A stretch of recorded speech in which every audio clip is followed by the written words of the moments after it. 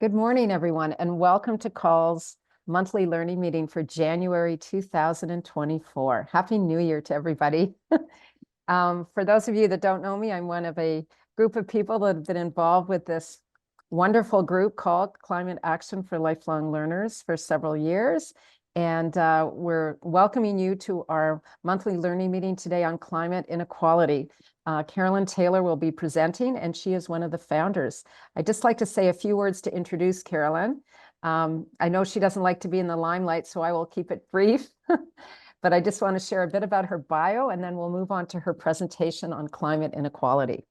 We're so happy that everyone's here. We've got a good group of people today. So Carolyn Taylor's mission is to help people understand the basics of climate change and to shine light on what each of us can do to make a difference. After retiring from a career in international marketing and communications, Carolyn enjoyed having more time to learn about the world and current events in more depth. She credits the climate journalism in The Guardian for elevating her awareness of the urgency of climate change. She is a co-founder of Climate Change for Lifelong Learners, CALL, bringing lifelong learners into the fight against climate change by moving together from curiosity to knowledge to action. And to help us do just that, I'm going to turn it over to Caroline. It's really great to be with you, everyone. This is the first time I'm giving this material. I've been reading about it and excited about it for about 18 months now. And wouldn't you know it, about 3 more publications came out in the last 6 months that I hadn't seen. So the preparation has been really interesting. Climate inequality, and I'm looking forward to sharing with you. So I will share my screen. Great. So I'm going to talk about climate inequality from an individual perspective. And I'll tell you a little bit more about what I mean about that in a few moments, but let's see, here we go. First of all, I want to just ground myself and ourselves in the land in which we live. For me, I'm in Takaranto or Toronto, which is in the dish with one spoon territory. And it covers the land shared among the Anishinaabe, Mississaugas, and Haudenosaunee peoples. I'm grateful to live on this land, and will do everything I can to honor that that gift with sincerity. So why am I talking about inequality today? Well, first of all, it's getting hotter. Yesterday, the European Climate Agency, Copernicus, released their report on 2023, and we have smashed the record for the world's hottest year by a huge margin. If I recall correctly, 2016 was the last record year, and the heating was 1.16 degrees instead of 1.48 degrees Celsius. I don't think any of us are surprised by this. So if those of you who like math, and I'm so glad you're here because there are a lot of numbers in this presentation, but 1.48 rounded up is 1.5 degrees. Does this mean we have already reached the 1.5 degree target that's in the Paris Climate Accord? The answer is no, because that's an average over about a decade. That's what they define as 1.5 degrees. So this is 1 year, but it is incredibly concerning. And certainly it's the effects of climate change and the El Nino weather phenomenon combined. But we've certainly seen some of the damage. So that's the first reason I want to talk about inequality. The second one is because there is so much inequality in the emissions we've already pumped into the atmosphere since about 1850 in terms of the developed nations versus the undeveloped nations, or the developing nations, sorry, that is more accurate. So North America and Europe account for about half of the carbon dioxide that we've pumped into the air. We have by far the best standard of living, and that's a result of industrialization, which is fueled by fossil fuels, and hence we have the emissions. And you can see countries that that have higher emissions today, like China at 11%, still are dwarfed by North America and Europe in terms of our historical emissions. So one of the concepts that we need to talk about is the carbon budget. In this presentation, I'm going to explain some key concepts, and some of them get a little technical. Just caution you that you don't need to remember everything for this presentation to feel coherent. Let it flow. Carbon budget is the amount of carbon that we can still safely emit while keeping the Earth below 1.5 degrees of warming. And so if I go back to this chart again, the historical emissions are 2,400 gigatons of carbon dioxide. And the carbon budget that we have left is 250 gigatons. Now, the height of this box is scaled to the height of this column. And so, as you can see, we have an incredibly small amount left, much, much smaller than the historical emissions that the developing nations have been emitting, or the developed nations have been emitting over time. So the carbon budget is 250 gigatons. Our actual emissions in the world in 2022 is 54 gigatons. So what climate scientists estimate is that we can continue to go about 6 more years before we blow the carbon budget. And that means even if we get to net zero by 2050, the heating will exceed 1.5 degrees. So again, this is one of the reasons I want to talk today about climate changes, because we have so little margin to maneuver.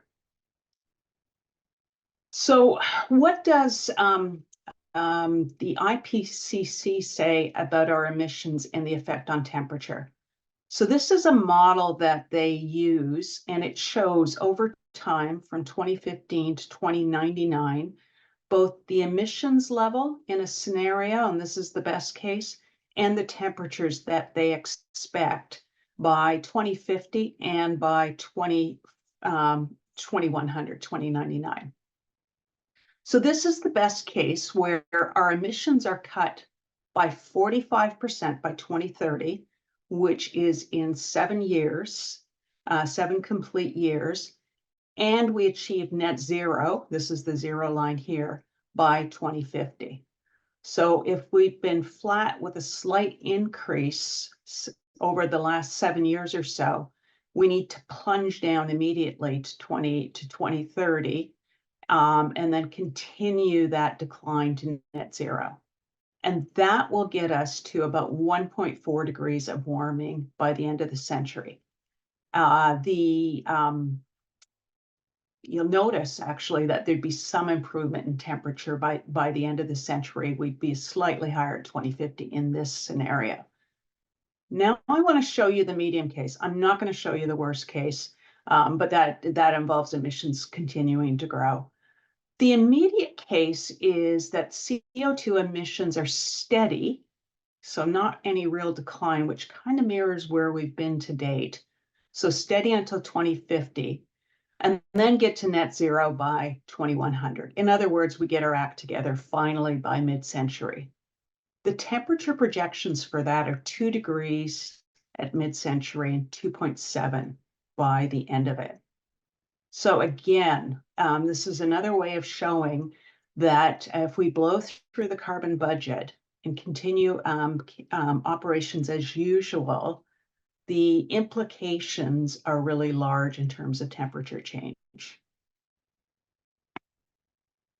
Another aspect, and I will pause for questions as we go along, because I'm going through a fair bit of material. This is only the introduction, but another aspect is what's called triple climate inequality. And so on this illustration, we've got the poorest people on the left and the richest people on the right. And what we see in the maroon arrow is that the richer you are, the higher the emissions associated with your life, the emissions you create. The richer you are, the more responsibility and ability to respond you have. The poorer you are, the greater the impact from climate harm and the risk of it happening. So one example that is often given is in Africa, where the emissions are far lower than Europe and North America. The implications of greater heat on drought, on famine, on habitability of the land that they live on are huge. But there's another way of looking at this impact and risk, which is that even within Canada, the poorer will suffer more from heat waves, etc. And a simple example is air conditioners. Not everyone has access to air conditioning. And in the heat wave in British Columbia, they found that a lot of people who died were in apartments without air conditioners, and they simply could not tolerate the heat. And so the richer you are, the more you take air conditioning for granted, and the better able you are to withstand a heat wave. So this is what's called triple climate inequality. Emissions grow the richer you are, and the more protected you are from the harms of climate change. Carolyn, So here are some. can I share one Yeah, question that came into the yeah, chat of because there are course. a lot of numbers there. Liz Yeah. was just asking, do the carbon budget figures take into account emissions from this year's forest fires, wars, etc.? Oh, that's such a good question. That is such a good question. So the answer is somewhat, but not enough. I did some looking into it, and the Canada's emissions, for instance, are about 570 megatons per year. And the forest fires in 2023, which are not included in that number, were about 400 megatons. And so that is partially reported by Canada to the IPC or to the UN climate change people. But there's some controversy around it. And I'll give you one example. A forest fire can be caused by a human, and let's say a match while you're camping. A country tends to, or they tend to look at that as a country is accountable for it. But if a forest fire started by lightning due to weather patterns from global warming, which the world is responsible, should Canada be responsible for it? So that's some of the philosophy or the rationale behind forest fires not being totally included. Military emissions are voluntarily reported and so would not be included in this. I think about 4 countries report some of their military emissions, and they focus on the emissions of the standing military. In other words, excluding what happens when there is war and the emissions created by explosions and airplanes and such. So that's an incredibly good question, and it's a little bit sobering because even though the accountability for these emissions can be kind of murky, they are still in the atmosphere and they still affect us. Fairly long answer. Does that, are there any more, Karen? No, just that one so far. Thank you. Okay, that was a really good question. Yeah, and Liz says thanks too. Okay, great. Thanks, Liz. All right, so there are a lot of numbers, but these are the key ones I want you to remember as we go through this. I'm going to be looking at per capita emissions, emissions per person or per adult. And one of the key numbers is our average emissions per adult right now are 19 tons in Canada. The world average is 7. And the per capita carbon budget between now and 2050 is 2. So if we divide the 250 gigatons that I showed you on a previous chart by the number of people and the number of years, all we can afford to burn to stay within 1.5 is 2 tons per person. So the number even between the world average and this number is great. And certainly for Canada, it's a far greater gap. Am I going to say today that we need to get to 2 tons per by next year and that that's realistic? No, I'm not. But I am going to say that every ton of emissions matters because every fraction of a degree matters. Okay, so that was the opener. Let's get into the meat of the situation. I'm going to look today at 3 roles we all have as individuals in climate change. One is as a citizen, the next will be as a consumer, and the third will be as an owner or shareholder of industries, of equities in companies that are large emitters.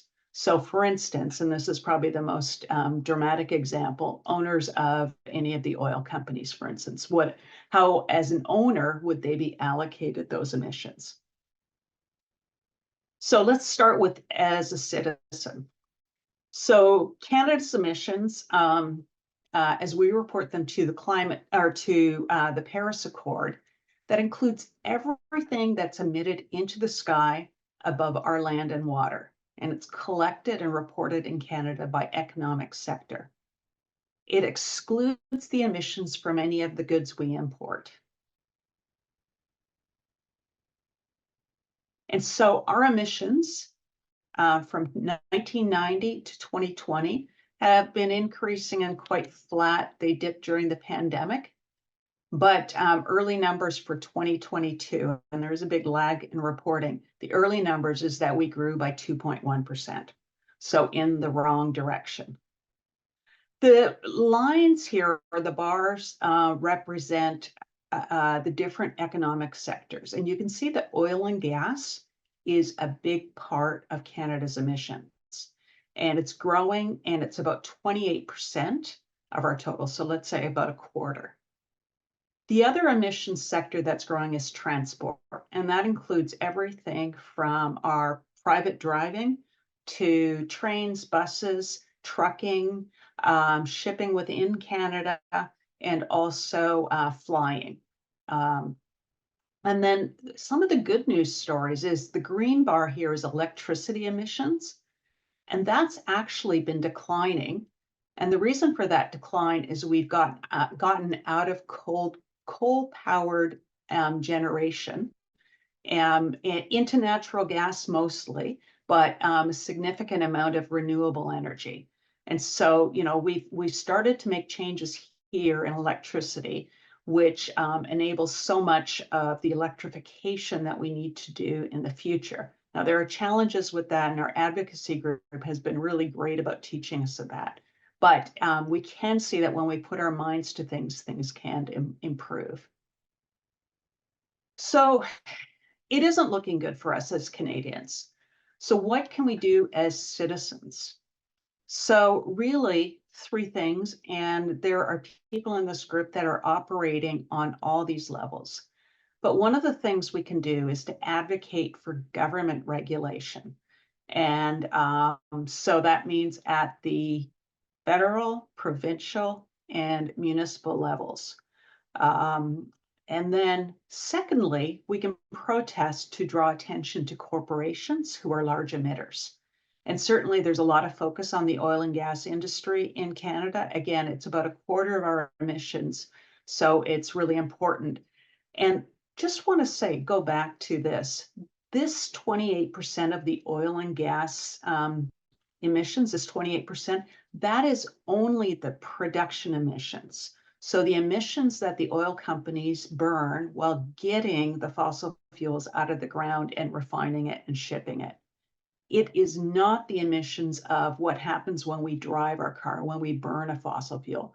That'll show up in transport and in heating, housing, which is somewhere in here, buildings, the black line.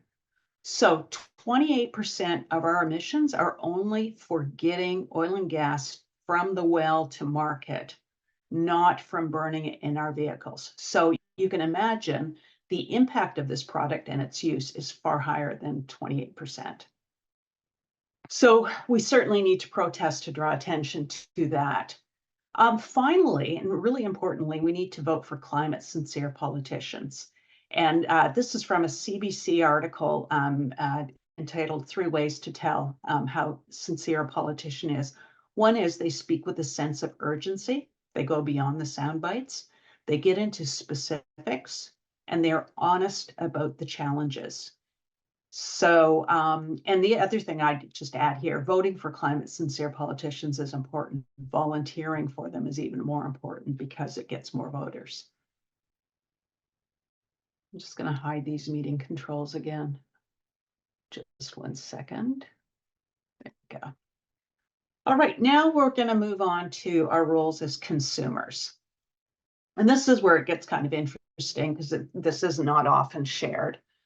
So there's something called lifestyle emissions. And those of you who were with us a couple of years ago when Lloyd Alter presented to us on the 1.5 degree lifestyle, he was looking at emissions from this paradigm.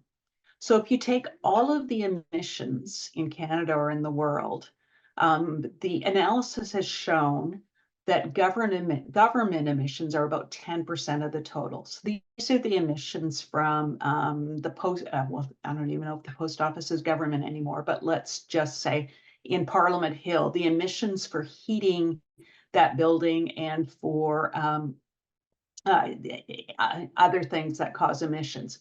So all of government operations, which we can't control as individuals, it's about 10% of our emissions.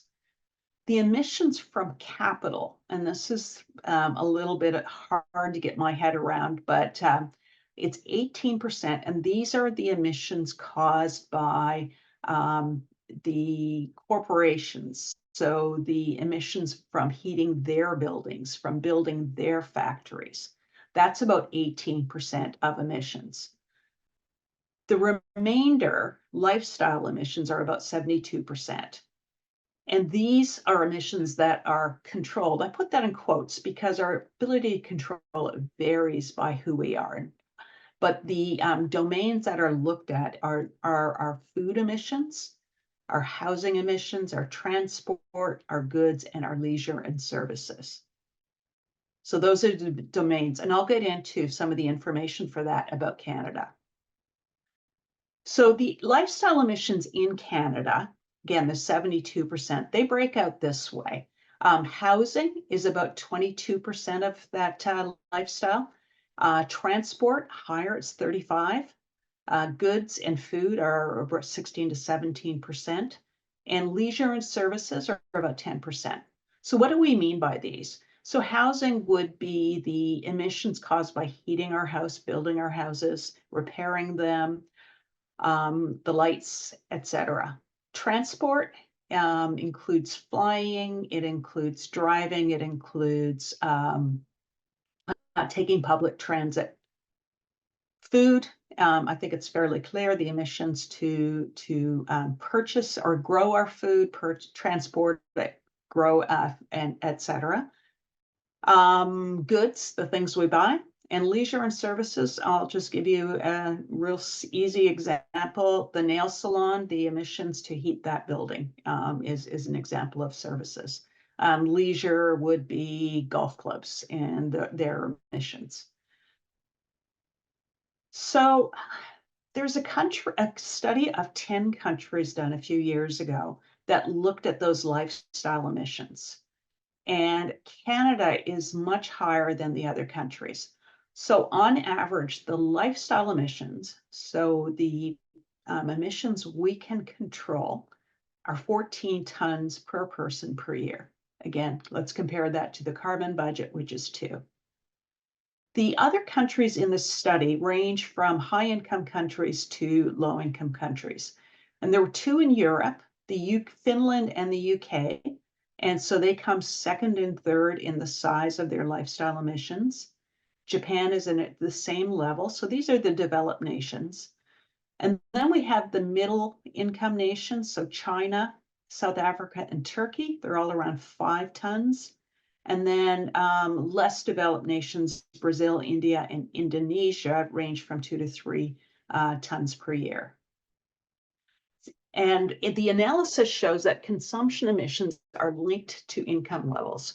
So the more money we earn or get, the more we can spend, and the more we can spend, the more we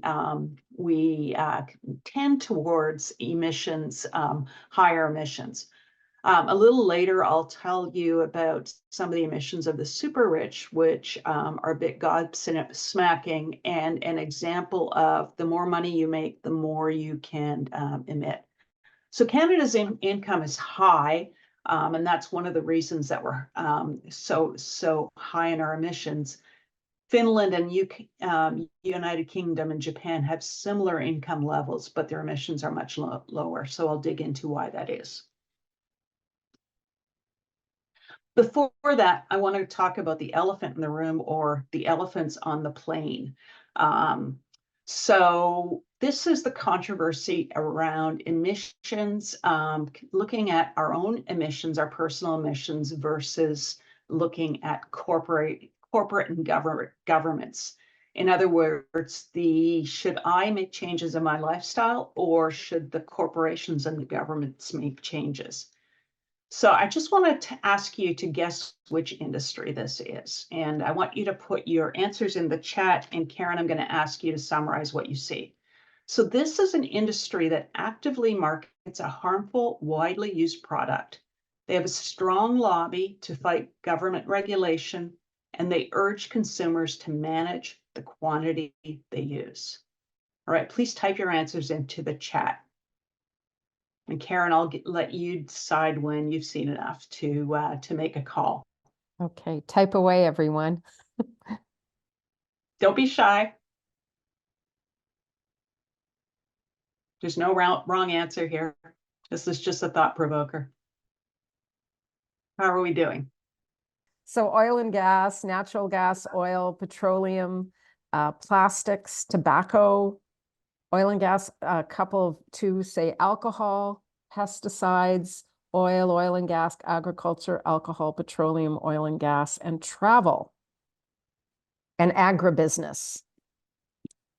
So that's interesting, because I think all of the above would qualify. It is indeed alcohol that I was speaking about, but the guesses that people had, certainly this exam applies to everyone. Okay, I'm going to get rid of some of these boxes. I think we're good to go. I'm talking about alcohol, and what should I do to rectify the situation? Should I pressure the industry to stop selling booze? Yeah. Should I lobby the government to regulate them? Yeah. Should I reduce my own consumption to protect my health? Yes. So should I do all of the above? And the answer is yes. And I would submit that the same answer applies to to the fossil fuel industry. That it's important for us to pressure the industry to stop selling fossil fuels, developing fossil fuels. It's important to lobby the government to regulate them, but it's also important to reduce my own consumption to protect my health. And I would suggest that changing the first two, government and the corporations, take time. We have 6 years left in the carbon budget. That our own consumption is something that we can enact today, tomorrow, to start making a dent in overall reduction. So one of the reasons I did that sleight of hand with the alcohol industry is that there's a great consternation among climate activists about this issue. And the key event that happened is in 2004, BP published the world's first carbon calculator. And it was a bit of a PR tactic to deflect blame to consumers. It is, certainly probably part of it, but another is, I think this is a fairly predictable thing for companies to do. I'll give you another example, the OxyContin crisis. The company that created OxyContin continue to market it heavily to doctors and therefore to patients. And whenever any issue about the addiction rates, which are tragic and catastrophic, they would say, well, there's a certain number of addicts and we can't blame that. We're really just marketing this great product to reduce pain, all the while pushing more and more of their product into the market. So, the deflecting blame to consumers is a well-tried and predictable corporate response to things. Now, some climate activists are concerned about asking us to reduce our emissions because it lets the oil industry get away with it, and because it might cause division among activists, which we certainly need to unite around what's important. So to me, this is a bit of the elephant in the room. Everyone has their own response to that. I think that both approaches are needed. So yes, we need to demand change from governments and corporations, but we also need to practice low carbon consumption. So our choices, according to the IPCC, can bring down emissions by themselves by about 40 to 70% if we all get behind this. So there's significant potential here for us to do things. So I told you I'd get a little bit into why Canada's emissions are so high compared to other countries. And what I've done is I've showed the other developed nations here, Canada, Finland, UK, and Japan. And I've also showed China because they're one of the countries that it's easy to point to and say their emissions are so high. And the answer is yes, China's emissions are high, but they also have a billion people. Anyway, one of the highest populations in the world. And so when you look at China's lifestyle emissions on a per capita basis, they're far smaller than other countries. So back to Canada, our food emissions are 40% higher than the average of the three nations in the middle. 1/3 of our food comes from animals by weight. And that accounts for 80% of our food emissions. So in other words, we're eating a lot of animal products versus other countries. And 1/3 of the meat we eat is beef, which has 4 times the emissions of chicken, for instance. So these are the reasons that Canada's food emissions are higher. Now turning to housing. Canada's homes are bigger. We have 50% more living space than the average for the other 3 developed nations. And we use 80% more energy for electricity and heating per person, and that's looking at the kilowatts. So bigger houses and more electricity and heating, which goes really with the bigger houses. And that's why we are so much higher than the other countries. We're 3, the average here is probably about 2. Transport. Our driving is 70% of our transport footprint. So these are cars. We drive 2 times further than the average for the 3 other developed countries. On average, it's 15,000 kilometers per person, and our vehicles are bigger. I looked at the statistic, and in 2022, 82% of new passenger vehicles sold in Canada were either SUVs, pickup trucks, or vans. 82%. So yes, our vehicles are much bigger. Bigger vehicles take more gas to move them, etc. Flying is about 20% of our transport footprint, and the average distance Canadians fly is 3,000 kilometers. Now, some of these things are built into our country. We drive further. We have a bigger country. The distances between cities are bigger. Doesn't really justify why our vehicles are bigger or are flying as well. Back to housing, we use more energy for electricity and heating. Well, our climate is cooler as well, so we need to heat more, for instance, than the UK. But Finland is also a cold country, and they've managed to keep their emissions down. Same with Japan. So I'm going to turn to questions there. we'll move on after that to our to inequality, how these numbers break down within populations. Karen, I'll Yeah. turn it to you and I'll stop. Liz, would you like to share your question or would you like me to? I guess I can share it. Yeah. Yeah, it's long. It's horribly long. I'm sorry. That's okay. I've been horribly long too, so I think I deserve this. I did it. Okay.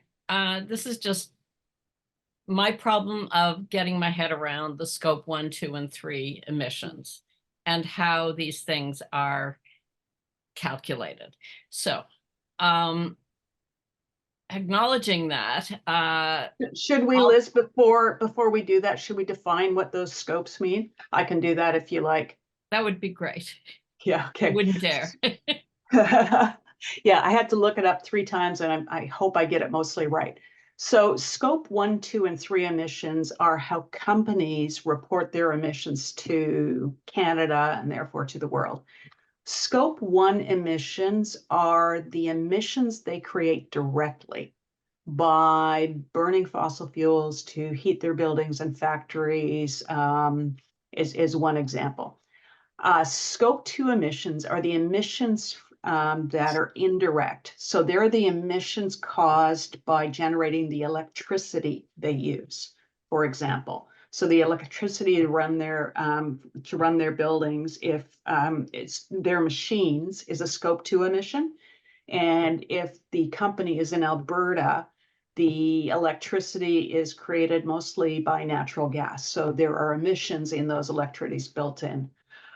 Scope 3 is something about the value chain. I think it's a smaller portion, and I kind of go, It's upstream oh, and downstream emissions, yeah, and which they're I think is small. where They're you get smaller. Yeah, your input and yeah. the emissions caused by products that you make, I think. Something like that. Is that right?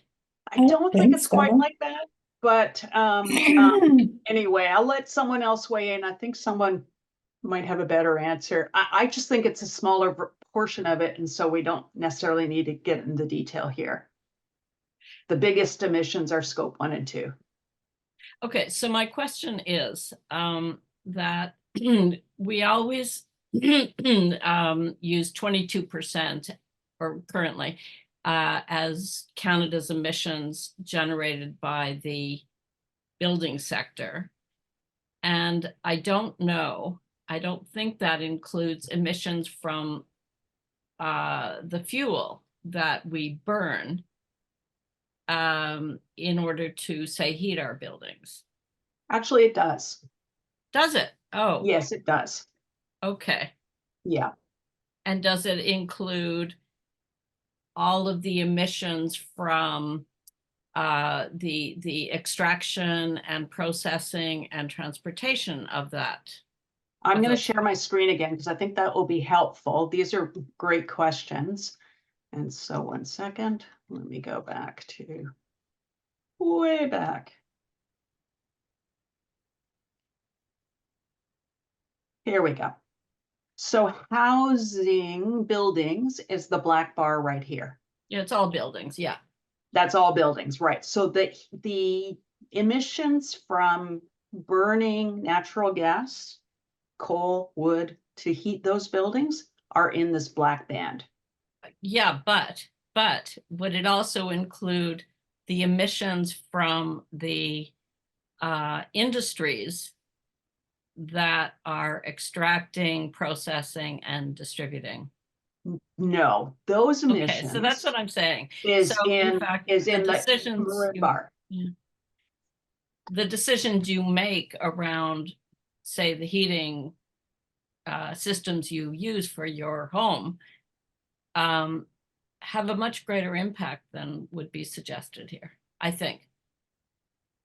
In other words, if there's no demand, there's no need for the supply. Absolutely. Okay. Bang on, Liz. I agree. It's nothing nothing motivates the oil industry more than lower oil prices and falling demand. I know a little bit about this because I used to work in the oil industry. Some of you know that.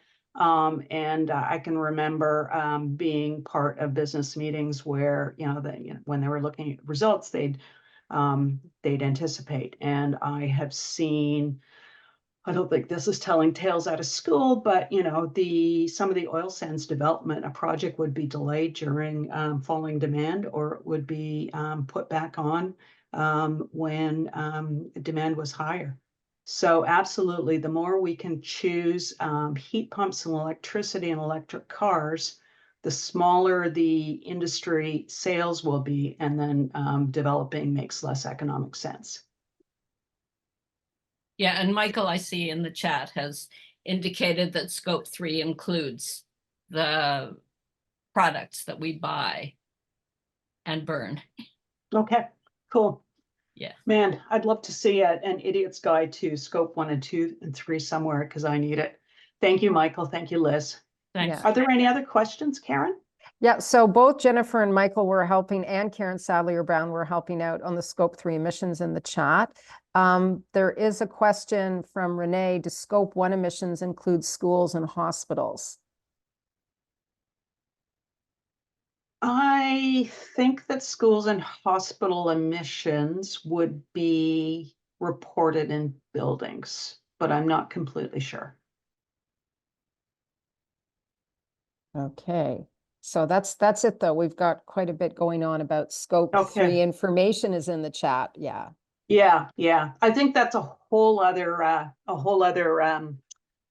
presentation, digging into some of the reporting rules and stuff like that. And I think that as a wonky person, I would probably be interested, but is it something that we totally need to understand as everyday activists? Probably not. Not right. So Yeah. Michael put a link in for people that want to be wonky and read more about scope emissions. Oh, good. And Patricia asked, what about concrete and its contribution to emissions? Right. So that would be captured in the building sector. Building sector includes heating, it includes building, it includes repairs.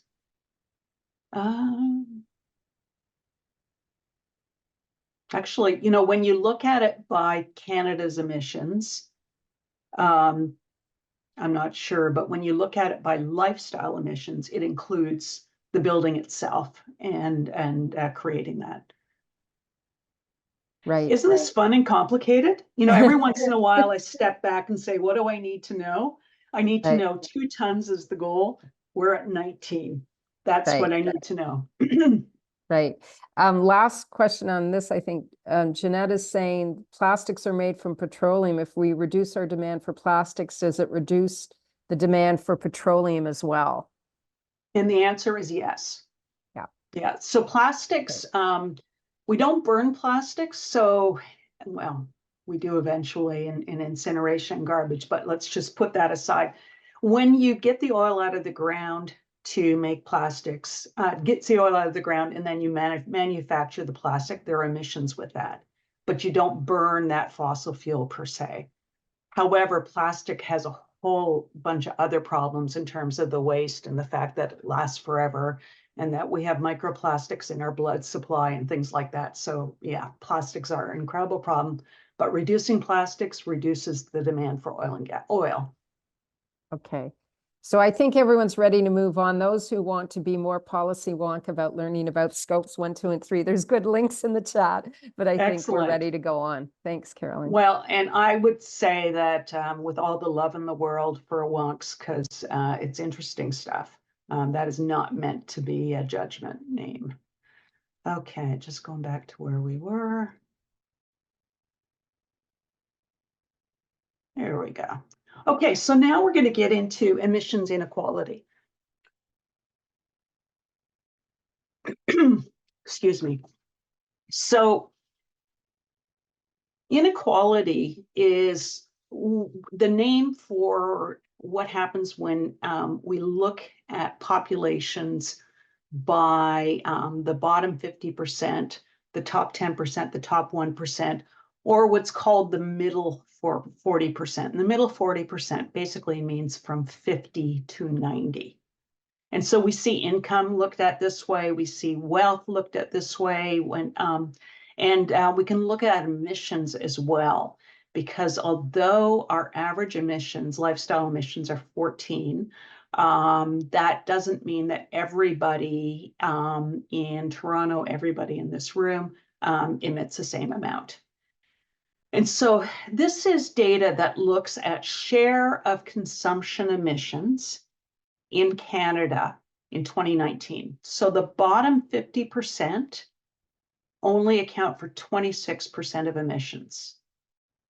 The middle 40%, they're about average, 40%, 43% of emissions. The top 10% account for 31%, so it's 3 times more than average. And the top 1% account for 10%, and so larger than average, far larger than average. So let's look at what that means in terms of our emissions per person per year. So these are in tons of carbon dioxide equivalents. The average emissions for the bottom 50% is 10. For the middle, it's 21, which is around that total 19 number we talked about. 60 for the top 10%, so 3 times higher for the top 10%, and 190 for the top 1%. So there are a whole lot of emissions. And if we look at the bottom 50%, those emissions are probably not very discretionary. In other words, and this aligns with income, at lower incomes, you're using your budget, your monthly budget, for your housing, for your heating, for your car or public transit, for your food. There's probably little left over for things like flights or vacations or cottages or a whole bunch of new clothes, things like that. So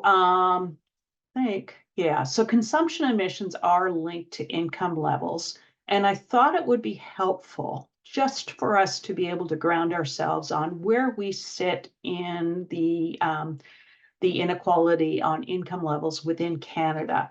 As a way of saying, are we in the middle class? I think about 90% of people in surveys would say they're in the middle class, which isn't right because, we can't all be middle class. So shares of income and the average income level. So this is in 2021 and it's income per adult. So the average income per adult in the bottom 50% is $17,000 a year. The middle 40%, $61,000 a year. And the top 10%, $230,000 a year. So when you're making money like this, you can afford to indulge in discretionary things, which again cause emissions. A steak budget or a lentil and canned beans budget, for instance. And again, a lot of poor language on my part, but I'm trying to drive home that we have different abilities to reduce our lifestyle consumption. Just looking at what the numbers are for the world, you can see Canada is far higher than the world average income for these different inequality groups. So I'm going to show you a video right now. It comes from an Oxfam report called the Climate Inequality, a Plan for the 99%. So when I was reading this report, I couldn't help but feel like I was speaking in my mind in Bernie Sanders' talk. It's the billionaires and the super rich who are causing problems and things like that. This is fairly, it's salacious. So this is about how the super rich are plundering the planet. We probably can't relate to private jets and yachts, but if you scale that down to our own lives, there are smaller scale versions of this kind of behavior. So with that, and forgive me if this is a little awkward, and I'll just pause that for a moment. So big screen. Karen, can you give me a thumbs up verbally if this is working well? So the big screen looks good. Just need to make sure there's audio. Yeah, I did click the boxes. Great. Are we good? We're good.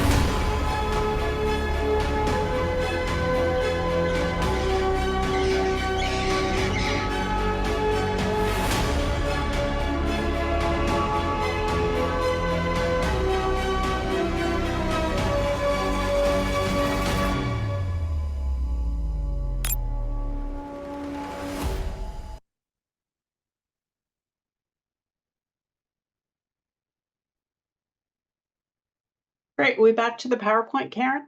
Yes, we are. Excellent.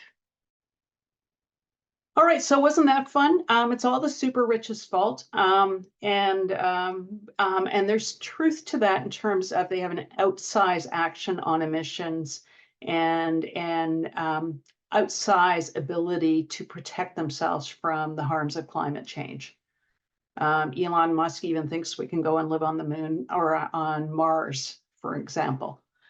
So I want to kind of turn from this to what we can do as a consumer. And in this grid, I want to acknowledge that there are easier things to do and more difficult things to do.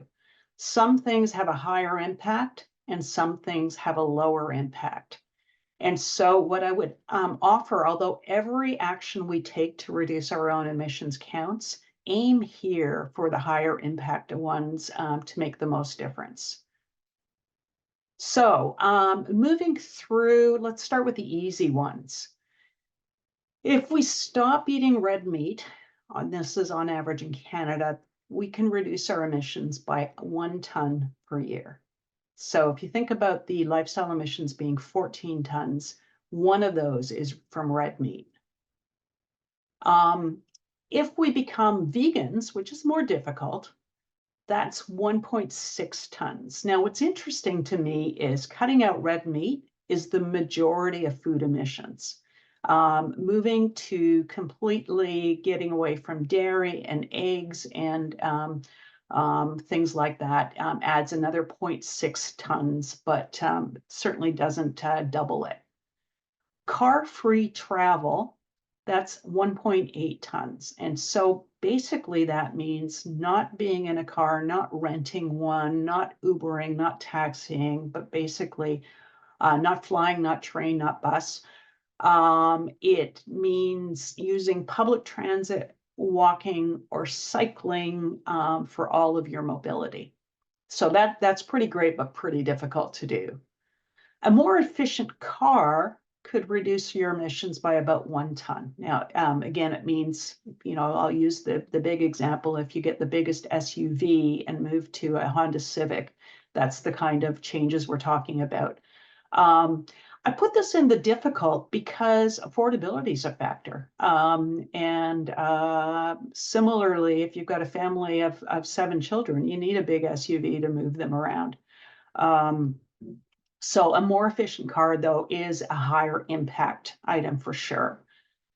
An electric car would be in this higher impact category as long as the electricity emissions are green and have low emissions. So in Ontario, for instance, it's a no-brainer that an electric car would save a lot on emissions. In places where they burn coal for electricity, it's a little murkier. Now, are the more lower impact, a smaller house, the estimate is about 0.4 tons. So a smaller house means downsizing. That's why I put it in the difficult area. Another way of looking at it, and Lloyd Alter certainly did this, is to take your existing house and bring more people to live in it. And that would accomplish a lot of reductions. Less food waste, tremendously important. Every ton counts, but it has a lower impact than cutting out red meat by about a factor of 5. So these are some examples of what I can do as a consumer. There's a whole other presentation looking into some really neat things from a book called The Carbon Footprint of Everything in terms of possibilities. However, I want us to just note that some changes aren't possible for some people. So for instance, public transit. If you live out in the country, there just is no public transit available. And if you need to travel into a city to get to your work, you're almost forced to drive a car. And if you can't afford to buy an electric car, then you're driving a gasoline car. Similarly, a heat pump, an electric heat pump to heat your home could be impossible if you live in a condo, if you're a renter and have no control on how your home is heated. And living closer to work, so reducing your commute time, could be impossible because of affordability. And so one of the points I like to think about is if some people can't make changes to their lifestyle, it's really important for those of us who can to do that as an offset. Okay, I'm going to move from there into owners and shareholders. A look at this, and then I'll pause for questions after that. So the idea is to take these capital emissions, 18% in the pie chart that we showed before, and allocate them to the owners and shareholders. So how does that look in terms of emissions? So owners, shareholders, control corporate strategies and choices. Ultimately, the oil company is controlled by their shareholders, and they influence the choices that are made. Development of new oil sands fields, for instance. Owners reap the financial benefits of avoiding change. So if I'm a shareholder in Suncor, one of Canada's biggest oil companies, or indeed Imperial Oil, my dividends, my share growth is because of their profitability, which is because they're selling more fossil fuels. And owners can influence government policy, certainly the big ones. And I think in the US, for example, the oil and gas millionaires and billionaires are having a big influence on both parties, but in particular the Republican Party. And hence you get a lot of climate change fighting or legislation that goes against climate activism. So these are some of the reasons it makes sense to look at the emissions from capital and allocate that to owners. So this is also from the Oxfam report, and it's one of the super rich examples. This is certainly not your and my world, but it shows. So they did a study of 135 billionaires. And so one of the people is Larry Ellison, who founded Oracle Software, and his net worth is $88 billion. His emissions in the pink bar here, this big here, are his consumption emissions. His emissions from the stock and the businesses he owns are 135,000 tons of CO2 equivalent per year. So again, we should get to 2 on average. Just because of the investments, he's accountable for 135,000. Now his consumption emissions are pretty great. They're this pink bar, but the smallest share. And just kind of looking at his consumption emissions in this study, there's a small little pink line here. That's the emissions from his houses, multiple. The bigger line is from his cars and planes. The biggest line here is from his yacht. The emissions created by the mega yachts of the super rich are shocking. And another time we can go into that. Similarly, there's a Mexican billionaire who's Carlos Slim, who's worth 64 billion, and his investment emissions are 7 million tons a year. Now, his consumption emissions are so small they don't even show up on this graph, but it's mostly from his yacht. So, I don't think many people are responsible for this many emissions, but it certainly is a factor. So investments kind of track with wealth. So once again, I want to show you what the wealth numbers look like for Canada, just so that we can say, hey, are we in the middle class or elsewhere? Now, wealth would be things like your hard assets, like your homes, your savings, your pensions, your equity and stocks, and your bonds. And in Canada, the average wealth of the bottom 50% is $38,000. For the middle 40%, it's around $300,000, and this is per adult. And for the top 10%, it's 1.9 million, so almost $2 million. And so we can only imagine what the top 1% is in there. So the closer you are to the right of this chart, the more of your wealth is going to be in equity and stocks and pensions. Therefore the emissions that go with your ownership of those companies. So there's an estimate in a different study that $20,000 of equity, so $20,000 worth of stock, is associated with about 2 tons of emissions. They studied the US and Germany, and I can't remember what the other country is. And so they came up with that number. So again, thinking about, what's my share of the Canada pension plan holdings? Let's say it is 20,000. That's another 2 tons of emissions that I need to account for. So one of the solutions Oxfam went into in the video was that we could raise 9 trillion by taxing the super rich. And, that's a concept that's kicked around quite a bit as a way of funding public programs that we need, including climate change problems, but and also making the rich pay their fair share, the super rich. So just wanted to go into the details. So putting a 60% income tax on income above 290,000 US. So for individuals that make less than this, the 60% tax rate would not apply. And one of the things that is interesting in, because you think 60%, wow, that's huge. In 1980, the top US tax bracket was 70%. So 1980, we can all remember that decade.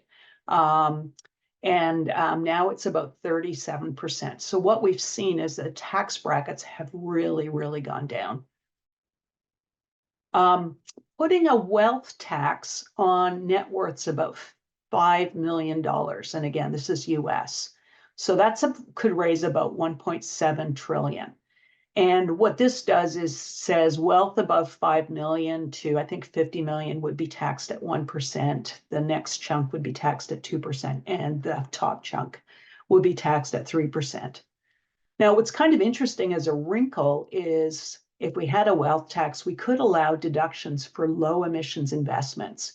And that would encourage us to move out of us, meaning us millionaires, I wish, encourage us to move our stock investments from emissions heavy companies like the oil companies into Bullfrog Power, for instance, which is a low emission energy company. Finally, they talk about a tax on corporate windfall profits, and it's a term you might have heard. And so I was interested in what the definition was. Windfall profits are defined as profits that are 10% higher than their pre-pandemic average.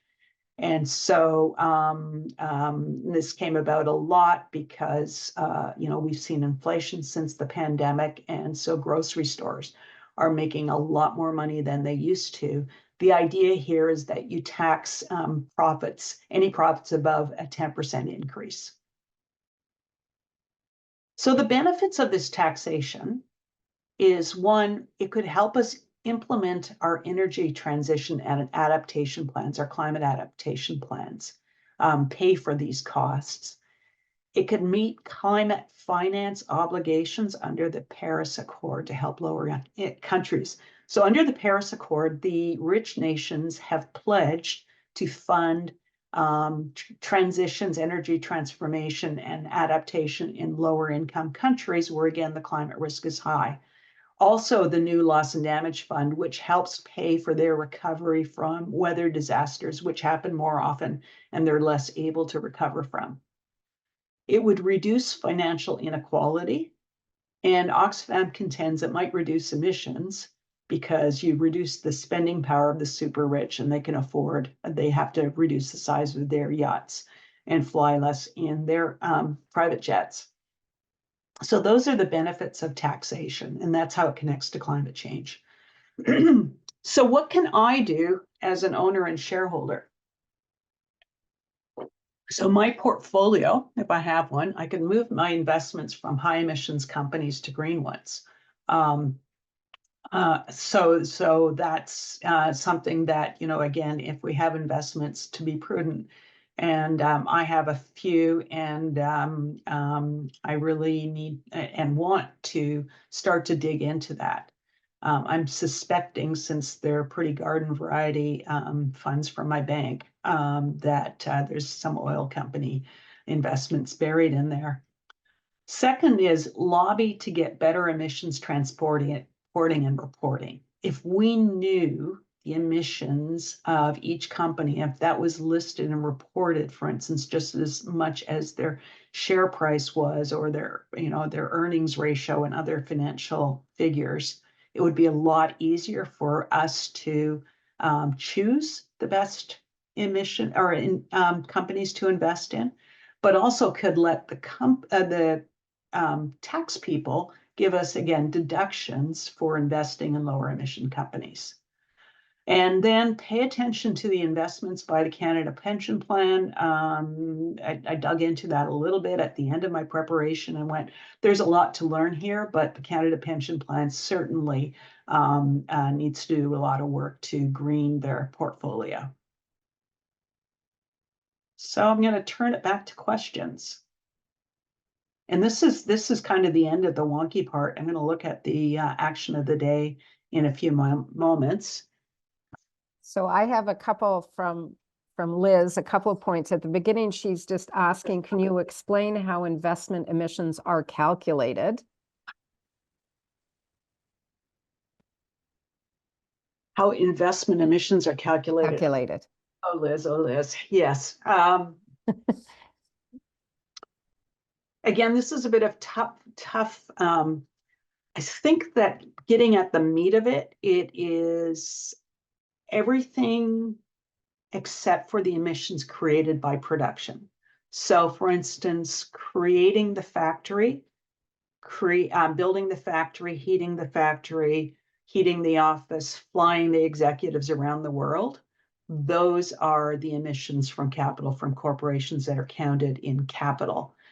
The emissions from actually producing a liter of gasoline, from what they call oil well to car tank, those emissions would be excluded in the lifestyle framework. They would be on us.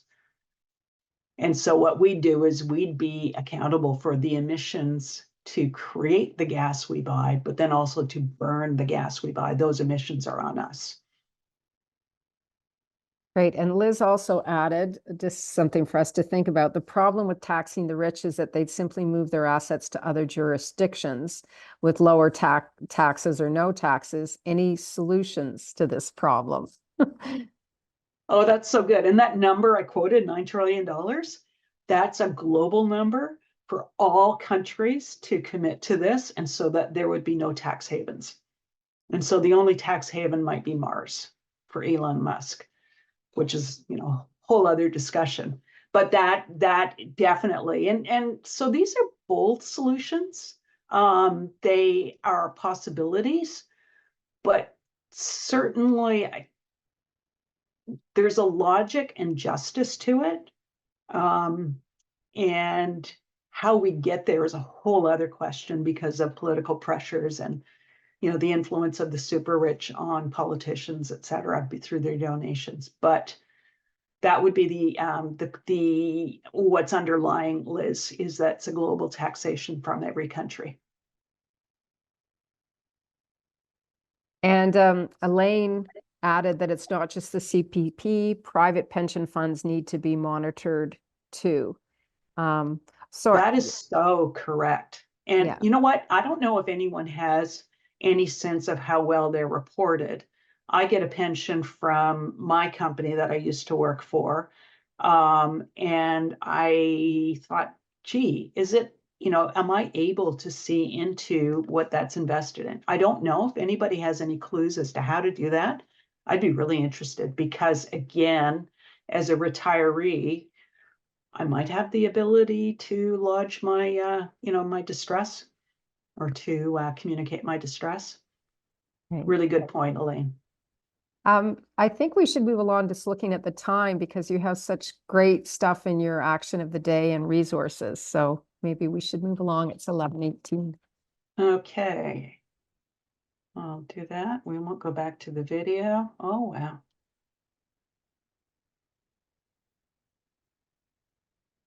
All right.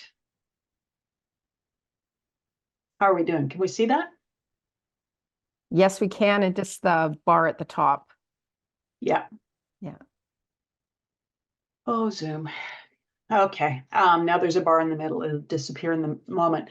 So the action of the day, what I would like each of us to do is to reflect on what more can I do as a citizen, as a consumer, as an owner.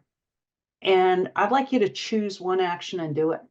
And then choose a different action next week, a month from now. Every fraction of a degree matters in terms of global heating and the harm it's causing. And so if every fraction of a degree matters, then every ton of emissions matters. And so that's what I'd like to do. That's what I will do. And I think this really tracks also with our individual action work in terms of as consumers, what we can do, but also our advocacy group is really does a lot on what we can do as citizens and really what we can do as owners as well in terms of lobbying and pressure. So if you're interested in delving more into that, I'd suggest to attend some of their meetings. And there's nothing like a group to be part of what you're trying to do to encourage you and give you the support and the ideas about how to do that.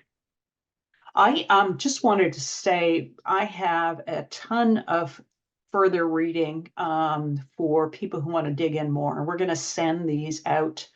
These are some of the books. Lloyd Alter talked to us a couple of years ago on how his experience in living the 1.5 degree lifestyle, which means living within that carbon budget. He's got one coming out, which I can't wait. Maybe we can get him to talk to us again.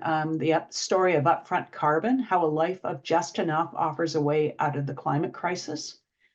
And also, if you want to know a lot about the carbon footprints of different things, this book by Mike Berners-Lee, an academic out of the UK, The Carbon Footprint of Everything. It's easy reading. It's fun. He's got a great approach. And then there are reports on equality and climate inequality. There's new work on the carbon footprint of capital. Liz, I would love for you to read it and then help explain it to me. The study I talked about, the 1.5 degree lifestyle, this is the study of the 10 countries. And then the Oxfam report itself, which is climate equality, a planet for the 99%. I came across this last night. There's a charity called Shift, which is into pension analysis. And so they put out a report on the Canadian Pensions Climate Report Card and put an opinion piece on Canada's burning. So why is our national pension fund still heavily into fossil fuels? So some really good reading there. Just to close, I want to say thank you for your attention. Thank you for helping me think about this. And then just the importance. This is a quote and a slide from the IPCC that just reminds us our choices will reverberate for hundreds and even thousands of years. So let's take that all to heart. And with that, I'll stop sharing. First, I wanted to thank Carolyn. That was a really interesting presentation and obviously a lot of work. Thanks very much. I just think we all want to show our appreciation for what was a fabulous and information-packed presentation. That was just wonderful. But I had a little piece of information because I have the same tendency as Caroline to be a little wonky on things. And I remember reading somewhere that the income tax rate was, you know, was 90% or so in the US, at least at one point. Yeah. So I looked it up, and they started income tax in 1913, and it was between 1% and 7%. 7% was the top.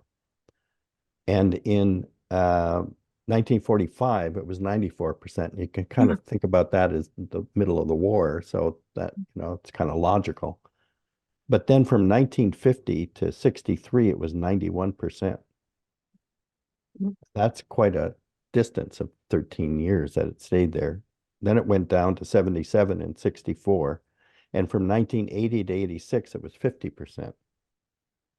And then it plummeted down to 28% in 1988 to 90, which would have been the Reagan-Thatcher era. And it's only climbed up to 39.6% currently. And that's a where top tax bracket. So that's the that top tax chunk of bracket. it. Yeah. Yeah, so it's gone, you know, wildly from 94% to about 40. Just And an what's interesting about stat, that's that, all. no, that's to me so interesting, Michael. I just wanted to say, and then, you know, the when the politicians are running for office, you know, lower taxes is one of the big rallying cries that gets votes, and it's been successful, and you know, the greed continues. Thank you so much, Caroline. Super. The change in tax rate is outlined beautifully in Kurt Anderson's book called Evil Geniuses, where he goes step by step of how the super rich and the lobbying groups and so forth were able to change things from what was quite reasonable and acceptable and in the 60s and so forth to what happened in the 80s and 90s. One of the things that I find overwhelming in your presentation, Caroline, is the idea of moving from 19 tons per person to 2. I did some calculations, and I think I'm down to 17. But you know, beyond that, how do you do it? It seems overwhelming. So I agree, and I think that's the danger of sharing those numbers. So I personally kind of take it back to, you know, 1 day at a time, 1 kilogram at a time. So I may not get to 2, but I can get from 19 to 17 perhaps, and then, you know, shave it off. The work that the advocacy group is doing on electricity, you know, if we take the fossil fuels out of our electricity grid, that helps me get my 19 down because the electricity I'm using isn't causing any emissions. You know, it is overwhelming, David. I can only agree, but taking that hope that we're going to talk more about in March, and that sort of pragmatism of You don't have to do it all in one day. And the system needs to be mobilized to help. To me, can be helpful. And then to think about my choices as, what is absolutely essential, just enough to, Lloyd Alter's new book, and what is a luxury. People are trying to limit themselves to buying 5 new items of clothing a year. And there was an article about 5 people who had done it and what they had purchased within those 5. I go to Costco and I go, I don't, there's a shirt there that I don't have that color. Do I need that color? No. Do I have enough clothes in my cupboard even when I haven't done laundry? Yes. So again, small items, they add up. I think it's a bit of a snowball effect personally for me. There's much I can do and I need to get back on it. Hope that helps, David. Michael. I'll just add another little hopeful thing. I think the reason why the advocacy committee is so important is because you can look towards how things are developed in the future. So one of our ideas, if you want to try to get zero emission houses, well, you have to change the regulations, the building regulations, the building codes. So if we struggle to try to make sure that no house can be built that isn't zero emissions, then you've made progress down the future, because it's much more difficult for us to change our existing environment. So I think that's how we have to think. We have to think, how can the future be better, rather than, I think we can all make adjustments, but if you can get from 19 to 17, you may not be able to get lower than that because of the circumstances of where you live and how you live. Some people have to have a car. They can't just rely on transit, et cetera. And some people live in a building that is not impossible, but very difficult to change from gas to electrical because of the cost factor of what's that going to cost. But so that's kind of one way to look at it too, is that, spending energy and time to make the future better is one option to feel good about what you can contribute. And absolutely, that's great, Michael. I love that sort of that future orientation. And to me, that's an and, because you're absolutely right. The more of us can get our emissions down with the system change, and in the meantime, I don't have to eat steak. I can eat chicken. Right. Like they're both important, and I can eat chicken tonight. I can work to help the future as well, but the immediate returns aren't there. Well, sorry. I can help that and make things better by choosing chicken tonight. I see Sharon's hand up. Yeah, I'm unmuted. I was very impressed by the slide you showed us about these very wealthy people and how the bulk of their emissions was actually from their investments. So I like to think that I am trying to be a green investor. So first of all, I am a member of Shift, and I do advocate with them, like Michael was talking about the Canada pension, because we are far too much invested in fossil fuels. But the other thing is that I do keep an eye on my investments. And as an example, I wanted to set up a fund for something, and I had an option of going with RBC or another smaller company. Well, RBC is one of the biggest funders of fossil fuel, so absolutely no, it wouldn't be them. So I'm not saying that, but I think all of us can take a look at where we are investing our money. Obviously, we want to make as much money as possible for our retirement and the things we want to do with it. but there are a lot of really good places to invest. And I think that as an industry, the investment industry is becoming much more aware of people, especially our age, but other investors as well, who really do want to make a difference. So that's just one thing that you can think about. Oh, Sharon, I want to learn from you. You're way ahead of this. That's fantastic. Hey, Wendy. I'd like to echo Sharon's plug for the Shift folks. I think they're awesome. Their information is incredibly helpful and put things into context. As a member of several pensions, I can see how my pension folks are doing, and I have no hesitation in sending off, I guess, petitions or suggesting that they amend their strategies or speed up the strategies. But on a different note, I'm in an old condo, right? So getting the board to do anything that looks green is really a tough haul. They're just very focused on keeping the maintenance fee as low as possible, and they're not very forward looking. And I do get the fact that once the maintenance fees go up, then it boots people on fixed incomes out of their condos because they can no longer afford their maintenance fee. So that's a tough call.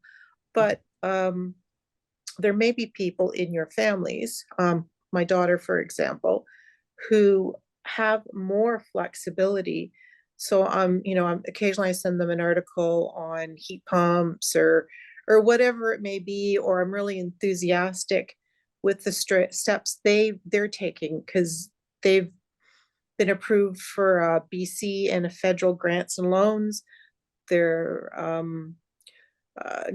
organizing for contractors to come in to do a heat pump, put insulation, and how many doors and windows can they do this round.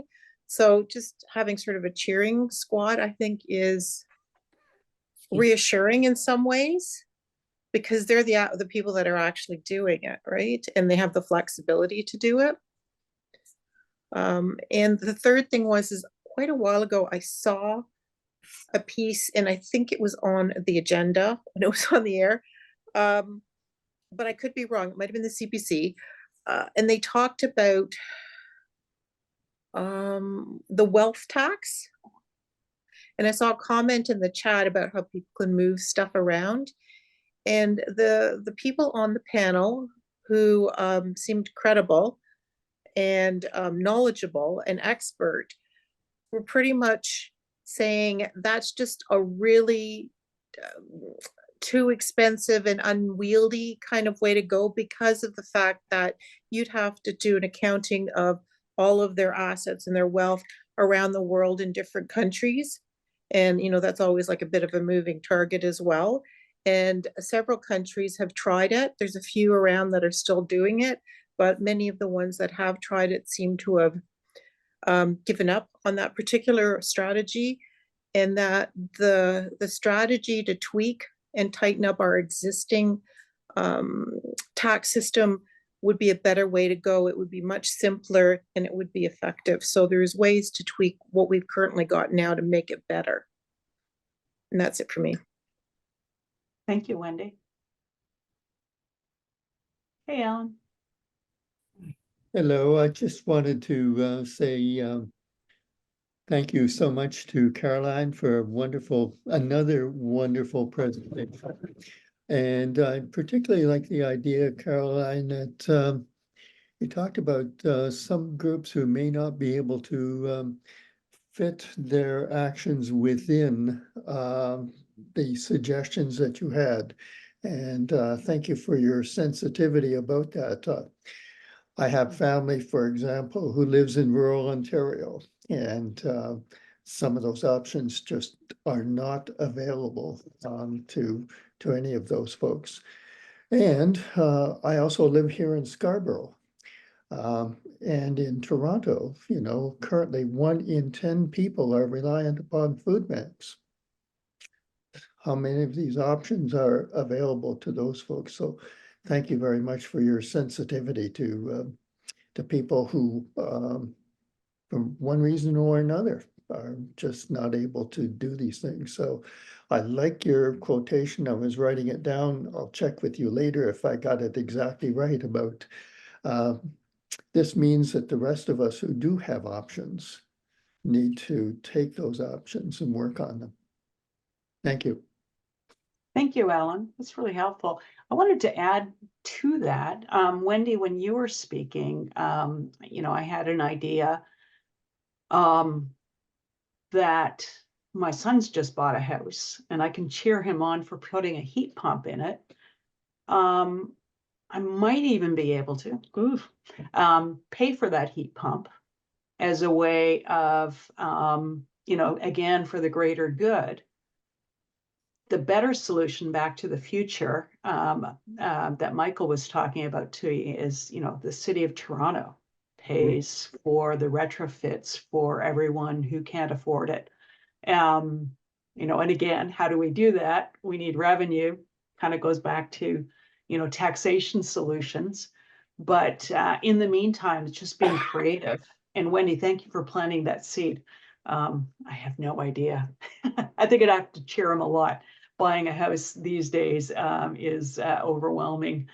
But anyway, that's neat. Thank you, Alan, for that. I just really want to acknowledge the privilege I have to make changes. I live on the subway line. You know, I don't live in rural Ontario like my family does. I can charge an electric car. You know, I don't have one yet, but anyways, it's just really important. And I think that shaming is the last thing we need to do to each other. And it's more about possibilities. Thank you. Sorry, I just want to jump back in. There's also been a commercial, and I don't know all the details, but I just saw it today or yesterday. And it was some company that was advertising heat pumps, and they were saying, we've reduced the cost of a heat pump to $7,100. And we can help you get that $7,100 through government grants, though I guess there's a limited number of grants. So I thought that was so interesting. Now there's usually like extra costs involved, so I don't think it's going to come down to zero. Truly, I don't, but that's what they're promoting. Neat. You done good, Carolyn. Thank you. I was a little nervous, and so your affirmations are really helpful. Thank you. So maybe should we roll it up, people, for the day? Go out into this brisk, but not too snowy day if you're in downtown Toronto. But That's true. Yeah. yeah. Many thanks. Take care. Have a good day.